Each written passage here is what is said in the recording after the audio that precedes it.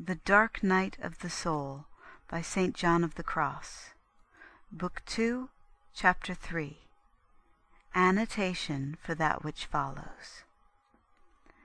These souls, then, have now become proficients, because of the time which they have spent in feeding the senses with sweet communications, so that their sensual part, being thus attracted and delighted by spiritual pleasure, which came to it from the Spirit, may be united with the Spirit and made one with it, each part after its own manner, eating of one and the same spiritual food from one and the same dish, as one person and with one sole intent, so that thus they may in a certain way be united and brought into agreement, and thus united may be prepared for the endurance of the stern and severe purgation of the spirit which awaits them. In this purgation, these two parts of the soul, the spiritual and the sensual, must be completely purged, since the one is never truly purged without the other, the purgation of sense becoming effective when that of the spirit has fairly begun. Wherefore, the night which we have called that of sense may and should be called a kind of correction and restraint of the desire, rather than purgation. The reason is that all the imperfections and disorders of the sensual part have their strength and root in the spirit, where all habits, both good and bad, are brought into subjection, and thus, until these are purged, the rebellions and depravities of sense cannot be purged thoroughly. Wherefore, in this night following, both parts of the soul are purged together, and it is for this end that it is well to have passed through the corrections of the first night, and the period of tranquillity which proceeds from it, in order that, sense being united with spirit, both may be purged after a certain manner, and may then suffer with greater fortitude. For very great fortitude is needful for so violent and severe a purgation, since, if the weakness of the lower part has not first been corrected, and fortitude has not been gained from God through the sweet and delectable communion which the soul has afterwards enjoyed with Him,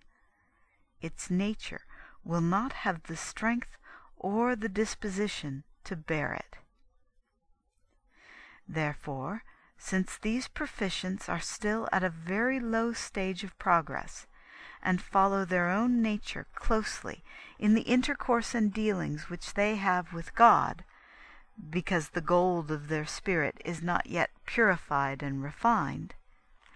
they still think of God as little children, and speak of God as little children,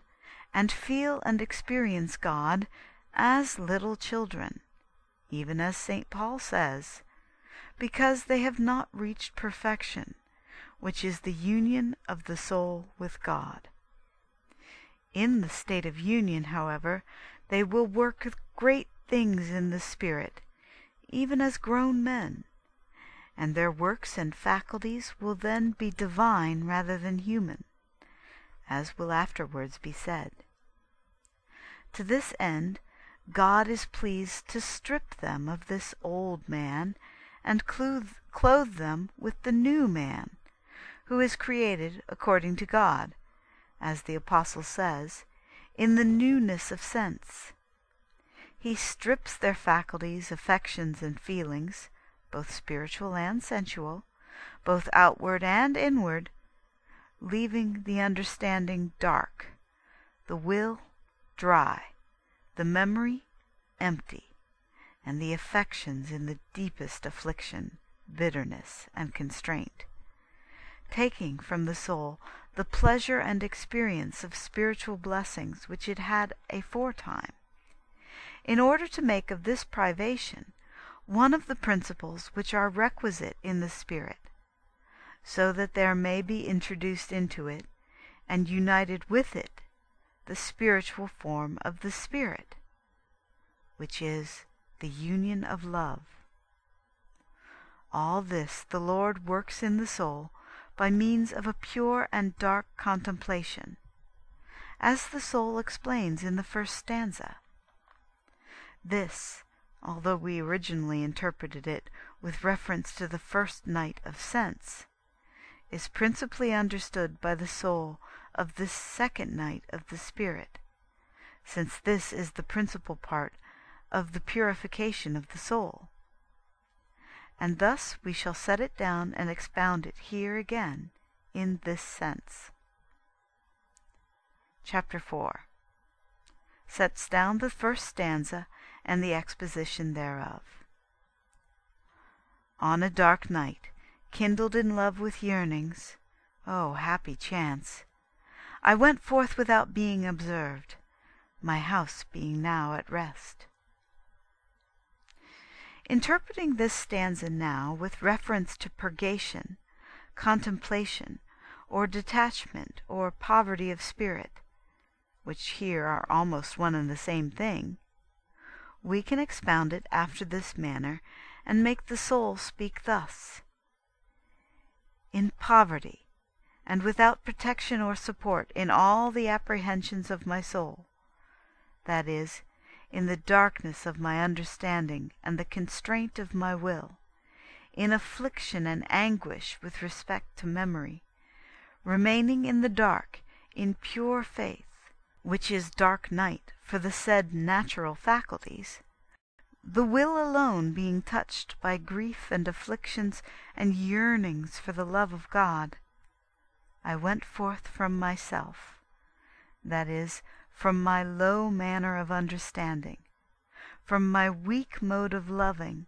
and from my poor and limited manner of experiencing God, without being hindered therein by sensuality or the devil. This was a great happiness and a good chance for me, for when the faculties had been perfectly annihilated and calmed, together with the passions, desires, and affections of my soul, wherewith I had experienced and tasted God after a lowly manner, I went forth from my own human dealings and operations